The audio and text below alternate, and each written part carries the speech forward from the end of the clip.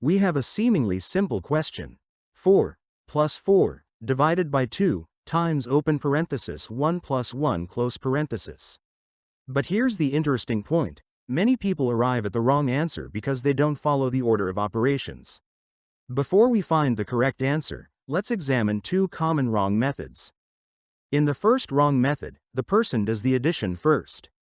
That is, they say, 4 plus 4 equals 8. Then we go to the parenthesis, where 1 plus 1 equals 2, and then we multiply 2 by 2, which gives us 4. Finally, we divide 8 by 4 and arrive at 2. So the answer in this method is 2. But this answer is wrong. Why? Because in mathematics, we cannot perform operations simply from left to right or based on our own preference. There is a specific order for performing operations. Now let's look at another mistake.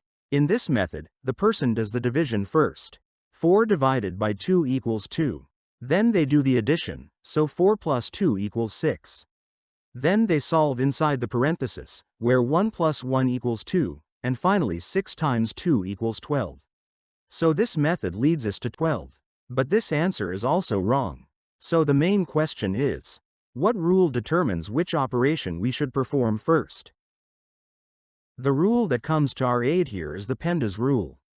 PEMDAS is a simple way to remember the order of mathematical operations. The letter P stands for parentheses. The letter E stands for exponents. The letters M and D stand for multiplication and division. And finally, A and S stand for addition and subtraction. So in short, parentheses, exponents, multiplication and division, then addition and subtraction. Now let's solve the question precisely according to PEMDAS.